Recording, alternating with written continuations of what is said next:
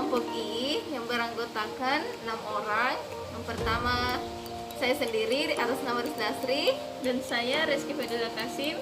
kemudian teman kami yang bernama Sulia Setiawati, Arif Ilham Jabir, Nur Aisyah, dan Nurul Fitrian Syam.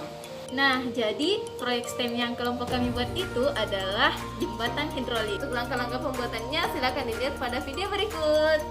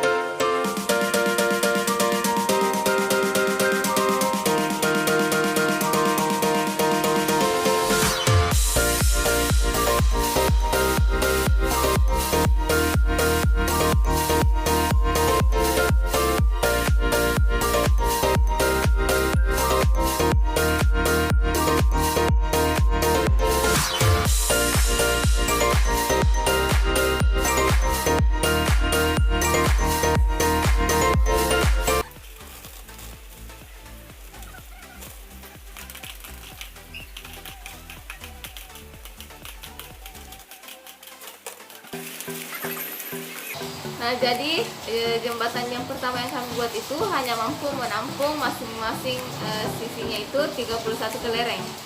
Nah, jadi cara kerja dari jembatan yang terinspirasi dari flyover ini yaitu sebagai berikut.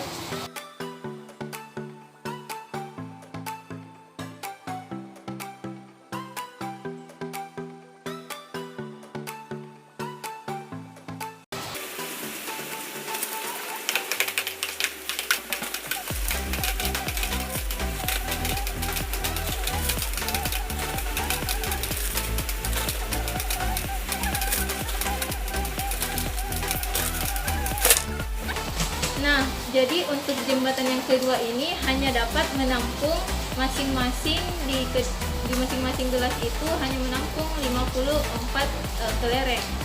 Nah, jadi cara penggunaan jembatan hidrolik ini dengan menggunakan prinsip dongkrak hidrolik. Jadi dapat dilihat sebagai berikut.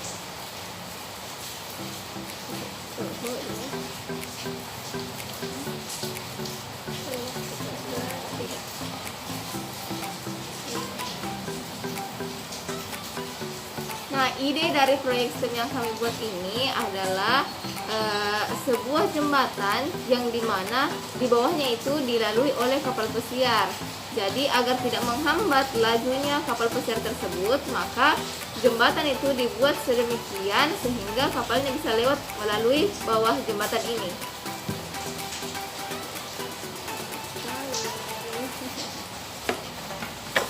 Nah, sekarang kita akan memasukkan satu persatu kelereng ke dalam gelas ini untuk mengukur seberapa kuat jembatan ketiga ini. Nah, berdasarkan tiang penyangganya. Jadi perhatikan di sini ada tiang penyangga yang berbentuk persegi ini, dan kemudian jembatan penghubungnya itu memiliki bentuk segitiga.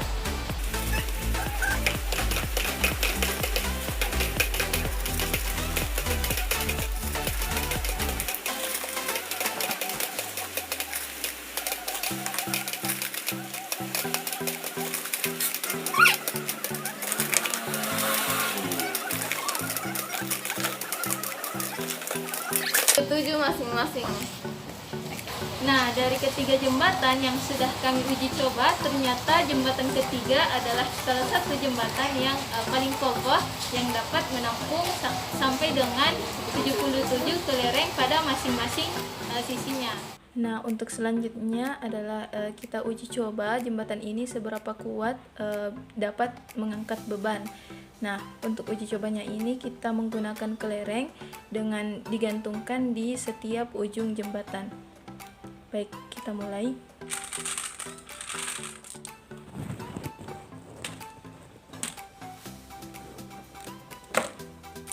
Sekarang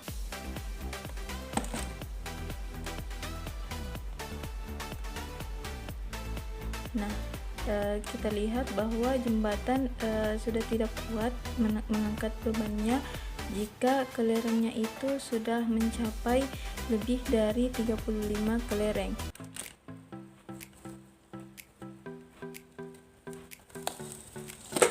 Oke, ternyata jembatan ini bisa mengangkat hanya sampai dengan 20 kelereng. Jika lebih dari 20 kelereng, maka jembatan ini sudah tidak bisa mengangkat bebannya.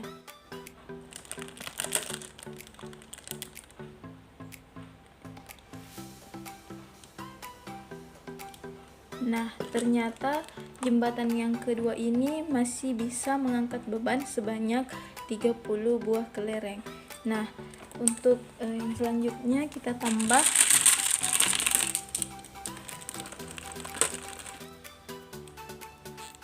Oke, sekarang sudah ada sekitaran 40 kelereng. Apakah masih bisa diangkat oleh jembatan ini?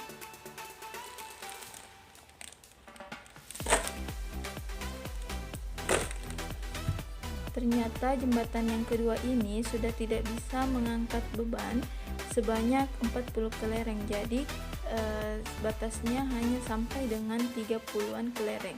Nah, dari uji coba yang dilakukan sebelumnya dapat kita simpulkan bahwa letak hidrolik itu juga mempengaruhi banyaknya beban yang dapat diangkat oleh jembatan. Nah, jika hidroliknya itu dipasang pada pangkal jembatan, maka kemungkinan hanya sedikit beban yang dapat diangkat oleh jembatan tersebut, seperti pada jembatan yang satu ini. Letak hidroliknya itu dipasang pada pangkal jembatan, sedangkan jika hidroliknya itu digeser agak jauh dari pangkal jembatan seperti pada jembatan yang kedua ini, maka kemungkinan besar jembatan ini dapat mengangkat lebih banyak beban dibandingkan dengan jembatan yang pertama tadi. Itulah tadi pemaparan dari proyek STEM yang kami buat dengan judul jembatan hidrolik. Nah, sekian dan terima kasih. Wassalamualaikum warahmatullahi wabarakatuh.